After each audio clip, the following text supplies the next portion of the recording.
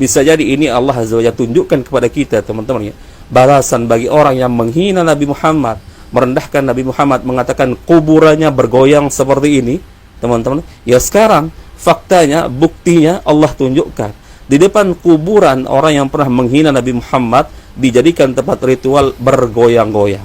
Ya, seperti apa yang pernah dia contohkan dulu semasa hidupnya. Ya, wallahu a'lam ya, bisa jadi memang seperti itu karena kaidahnya kan balasan setimpal dengan jenis perbuatan kita gitu ya. Begitu kita sampai ke nisan Rasulullah begini. Lihat Zaini datang begini nih.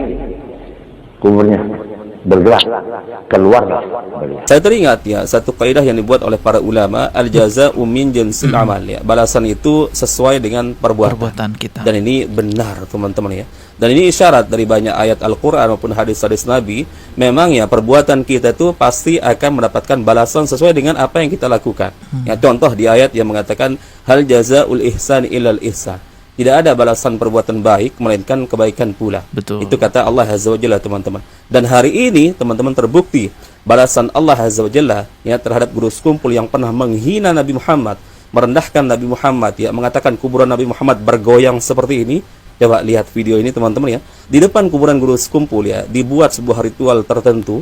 Entah apa itu teman-teman. Ada yang mengatakan zikir samaniyah, thariqah samaniyah teman-teman, tapi ritualnya bergoyang-goyang, ngangguk-ngangguk teman-teman, ke depan belakang, bahkan ada yang kesurupan teman-teman. Oh, sampai ada yang kesurupan juga.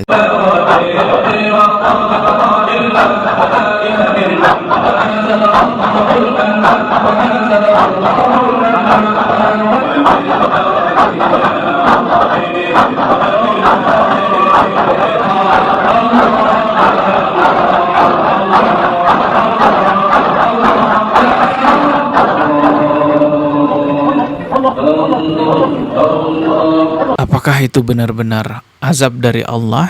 Karena dahulunya semasa hidup beliau pernah mengatakan bahwa Rasulullah kuburannya bergoyang keluar lalu mencium lututnya, dan sekarang kuburan guru sekumpul lah yang dibuat bergoyang oleh murid-muridnya sendiri. Saya tidak ngeklaim bahwa itu azab ya, saya tidak memvonis bahwa itu azab dari Allah. Saya hanya mempertanyakan apakah itu azab atau bukan, teman-teman.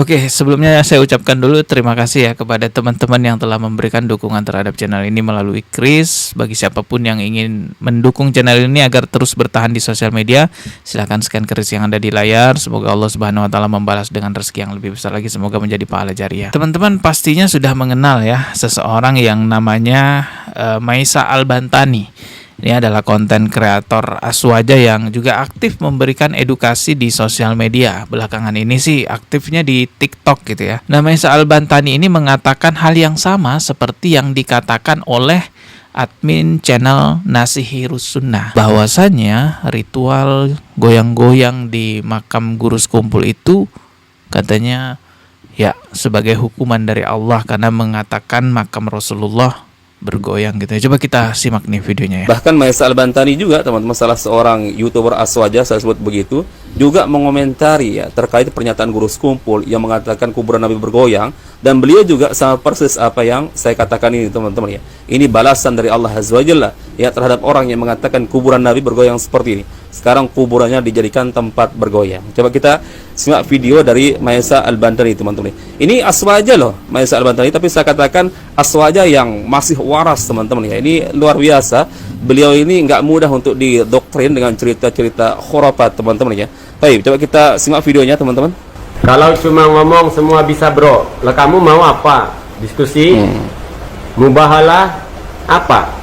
Yang bisa kau lakukan apa? Tawasul di samping kuburan sambil bergoyang. Iya, yang ada itu orang tawasul, ghulau, lebay sambil bergoyang di samping kuburan. Nah, itu balasan buat orang yang nyebut kuburan Nabi bergoyang dan Nabi mencium lutut. Itu balasannya. Kuburannya dibuat goyang.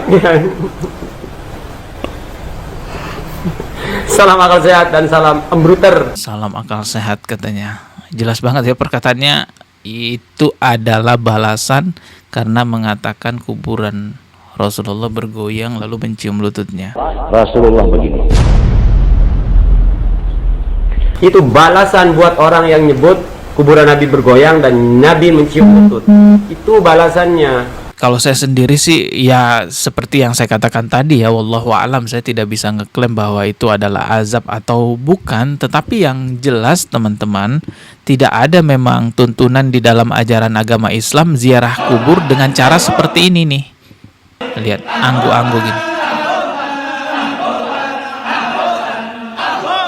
Apa tuh yang dia omongin? Apa itu? Ahu. Ini ada yang komentar Ahok, bukan Ahok kok, Ahok sih bukan, apa nih? Nggak jelas suaranya, ya memang kayak Ahok gitu, tapi nggak mungkin lah ngomong Pak Ahok gitu kan, ya nggak ada ya tuntunan ziarah kubur dengan cara-cara mengganggu seperti ini nih. Oh ini agak jelas nih suaranya. Allahu apa ya gitu pokoknya. Ziarah kubur itu termasuk ibadah sunnah dalam ajaran agama Islam. Dianjurkan ya umat Islam itu berziarah kubur, tetapi tidak dengan cara-cara ngangguk-ngangguk seperti ini. Justru ziarah dengan cara ngangguk-ngangguk seperti ini kita bisa lihat ritualnya orang-orang Yahudi ya. Banyak yang ke tembok ratapan ya ngangguk-ngangguk seperti itu.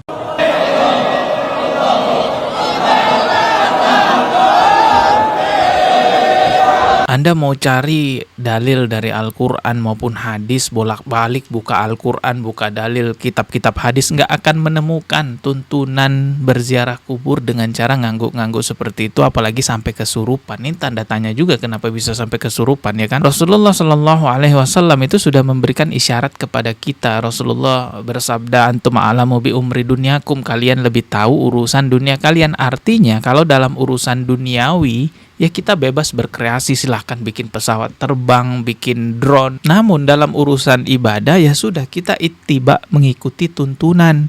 Dulu Rasulullah ziarah kubur gimana? Ada ngangguk-ngangguknya kak di depan makam sahabat begini-begini? Nauzubillah, nggak mungkin kan, nggak ada. Ya sudah, kita juga jangan melakukan itu. Syarat diterimanya ibadah kita itu ada dua. Yang pertama adalah ikhlas karena Allah Ta'ala. Yang kedua ittiba, mengikuti tuntunan. Orang yang beribadah tidak berdasarkan tuntunan dari Rasulullah itu tertolak, teman-teman. Sebagaimana hadis Rasulullah yang berbunyi, man amila amalan laisa alaihi amruna fahuwa raddun. Barang siapa melakukan suatu amalan yang bukan berasal dari kami, maka amalan tersebut tertolak. Jadi percuma aja ngangguk-ngangguk sampai kesurupan, kalau pada akhirnya juga tertolak. Mending itikaf di masjid, zikir di masjid kah, baca Quran di masjid. Nanti malah salah paham lagi, dikiranya kita melarang mereka untuk berziarah kubur, dikira kita mengharamkan ziarah kubur.